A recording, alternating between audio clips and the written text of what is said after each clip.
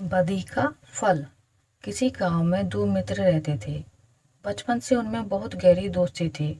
उनमें से एक का नाम था पाप बुद्धि और दूसरे का धर्म बुद्धि। पाप बुद्धि पाप के काम करने में हिचकिचाता नहीं था।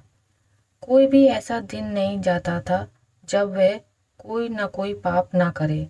यहाँ तक कि वह अपने सगे संबंधियों के साथ भी बुरा व्यवहार करने में नहीं चूकता था। दूसरा मित्र धर्मबुद्धि सदा अच्छे अच्छे काम किया करता था। वह अपने मित्रों की कठिनाइयों को दूर करने के लिए तन मन धन से पूरा प्रयत्न करता था। वह अपने चरित्र के कारण प्रसिद्ध था। धर्म बुद्धि को अपने बड़े परिवार का पालन पोषण करना पड़ता था। वह बड़ी कठिनाइयों से धन अर्जित करता था। एक दिन पाप बुद्धि ने धर्म बुद्धि के पास जाकर कहा, मित्र, तूने अब तक किसी दूसरे स्थानों की यात्रा नहीं की, इसलिए तुझे और किसी स्थान की कुछ भी जानकारी नहीं। जब तेरे बेटे पोते उन स्थानों के बारे में तुझसे पूछेंगे तो तू क्या जवाब देगा? इसलिए मित्र, मैं चाहता हूँ कि तू मेरे साथ घूमने चल। धर्म बुद्धि ठहरा निष्कपट। वह छल फरेब नहीं जानता था। उसने उसकी बात मान ली। ब्राह्मण से शुभ मुहूर्त निकलवाकर वे यात्रा पर चल पड़े।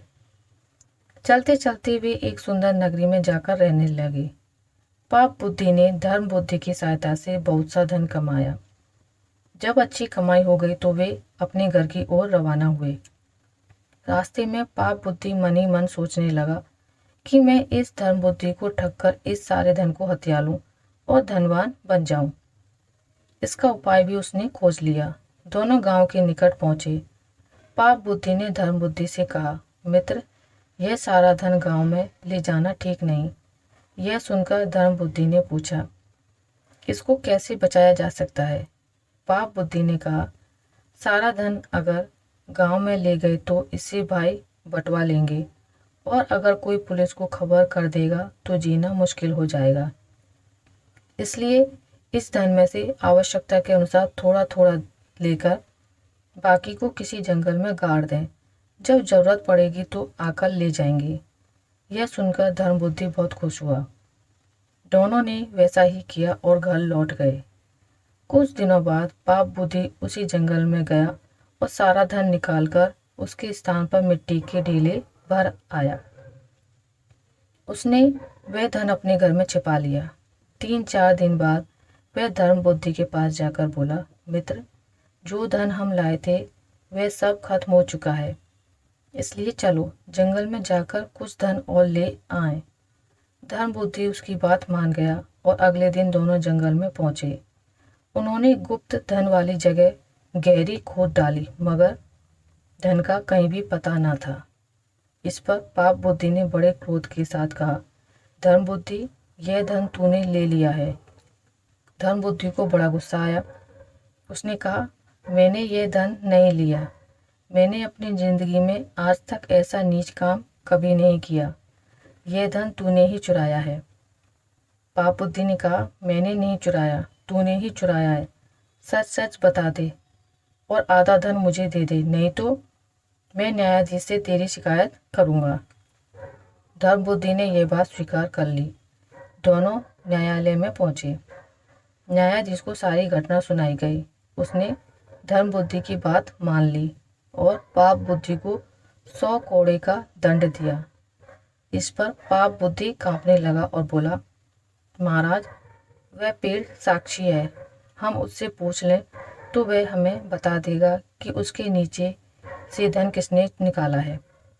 यह सुनकर न्यायाधीश ने उन दोनों को साथ लेकर वहां जाने का निश्चय किया। पाप बुद्धि ने कुछ समय के लिए अवकाश मांगा और वह अपने पिता के पास जाकर बोला, पिताजी, अगर आपको यह धन और मेरे प्राण बचाने हो तो आप उस पेड़ की खोखर में बैठ जाएं और न्यायाधीश से पूछने पर चोरी के लिए धर्म बुद्धि का नाम ले दें। पिता राजी हो गए।